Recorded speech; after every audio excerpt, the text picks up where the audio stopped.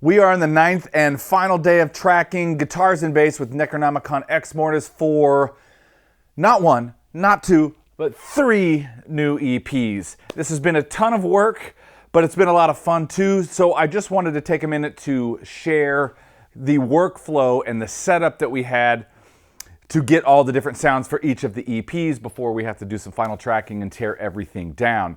So what you see behind me is actually the full setup, guitars and bass. And one of the cool things on this is for each of the EPs, they wanted different sounds, especially guitar tones.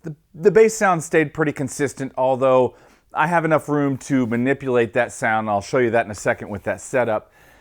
But the guitars, each EP was going to be a completely different thing. So one is kind of a high gain, slightly fizzy, kind of aggressive tone. There's one that's a little bit more, I hate to use the word vintage, but kind of classic sound in a way. And then there's one that's very modern. So each EP is going to have its own aesthetic, if you will. And that is something that I think made this process a lot of fun, and it's going to make each EP have its own vibe. These guys have been writing songs like crazy. They have a well laid out business plan for their releases through the rest of this year and even into next year, which I think is really cool and really important. If you want to make it in this business, you got to have a plan and you've got to keep writing new music all the time. So write, and get that music out there for people to hear. It's the only way you're going to get fans. With all that said, let's take a look at each of our setups. I'm going to start with the guitar because there's a lot going on there. And turn the knobs until we get like just a little bit wobbly. This one. Yeah. I want like a little wobbly, but not a lot wobbly. A junior wobble.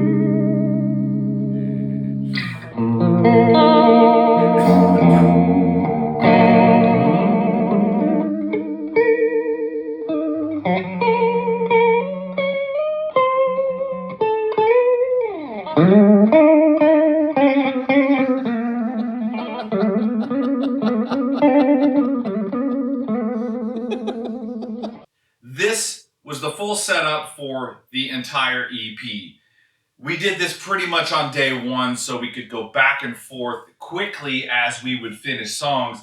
Most of the time we'd get all the guitars done and then Yusuf would go do bass. But as the week kind of wore on, we would maybe do a tune or two of guitars, get that done. Those guys would take a break and Yusuf would do some bass. Because we did 14 songs, it's a lot of music. And this stuff is, some of it's quite fast and quite complicated.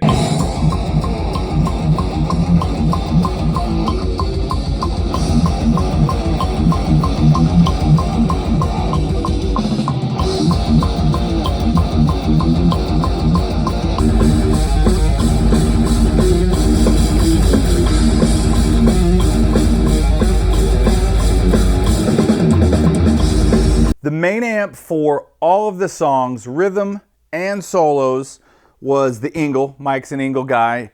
I've only got to use them a couple times with him and I'm really digging the tone. Because these guys come from out of town, they're not traveling with cabinets, we're using the Framus cabinet that I have here at the studio. But this combo has been on all the rhythm tracks and all the solo tracks. What has changed is some of our settings on the front, you know, how much gain we're pushing. There has been a few different, there's one right here, the plumes, a few different overdrive pedals, and we've got pedals everywhere right now. The Horizon was another one that we used on one of the tracks. This part of the setup was consistent and it was either the pedal, the gain staging, or the guitar that would change to give us a different tone.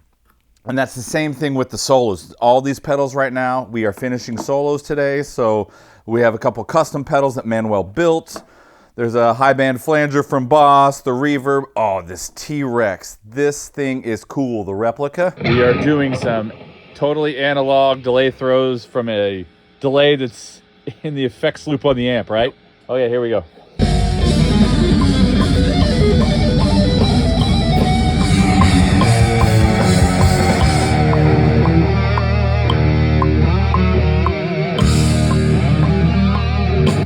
Let's hear how that came out.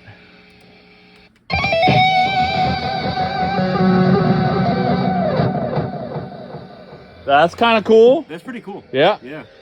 Thing is great. And the carbon copy, you can't go wrong with that either. But that has also kind of changed a little bit throughout the process. One of the songs we added the Bagheera, and this is something that we've done with them before and something Manuel really digs. And we actually used this on the more modern one where it wasn't so scoop, but it was very forward. And then we had, actually the Plumes was on the Bagheera for that tune. And we would just blend that in, and it gave a little bit of extra clarity and filled out the mid-range, but not in a honky way, and it just gives it a different vibe. So that way, each EP had its complete own aesthetic.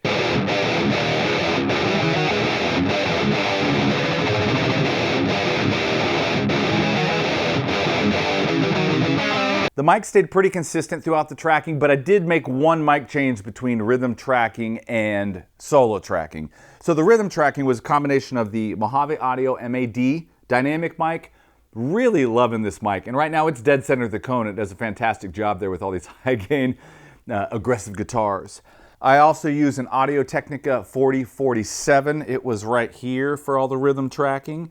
And then there's this white mic down here is a prototype from Roswell that I asked Matt to build me. I'll get more into that later because this wasn't necessarily its intended use, but it's been fantastic. We'll touch on that mic at a later date. Now for the solos, the one mic that I swapped out was, I took the 4047 off and put a Roswell MK47. Mini K47 is great because it's got, it does a really nice job of transients, so it just kind of helped bring some of the bite of the solos forward a little bit more. And then I can blend to taste this combination. The Bagheera was a single SM57 for that entire EP that we use it on. And that is our guitar setup.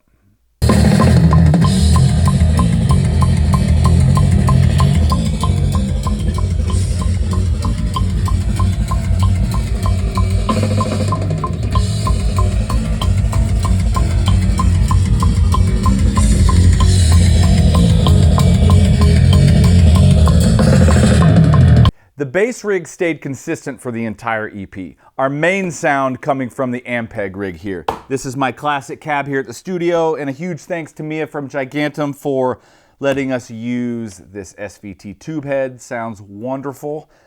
We were pushing it pretty hard, and then we also had an overdrive pedal from Dark Glass to add just a little bit of grit. So we got that classic Ampeg roundness and warmth and just added a little bit of that modern cut from the Dark Glass, and it was a really cool combo. I did use 2 amps. If you've seen any other videos I've done, you know I'm a huge fan of the Polytone Mini Brute. This amp, we have a jackhammer distortion pedal on the front of it. This is pure distortion. I'm splitting the signal to the 2 amps with the headlight from Radial. I use this all the time. This thing is great. So this is separate and can get turned on and off when needed. Most of the parts it's left on, but some of the solo stuff is only the Ampeg rig, and some of the solos is the Ampeg minus the Dark Glass overdrive as well. But the combination of these two, it's like you got the big, huge from this guy, and then you just blend this in that's just pure distortion, and you get a lot of some anger and some grit and just a really cool texture.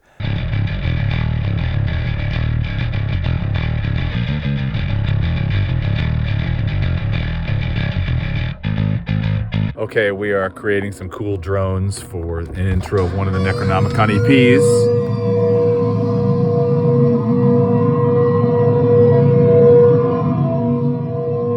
Just the organ, just resonating through the Marshall with one mic, and all those pedals and the piano mics on. And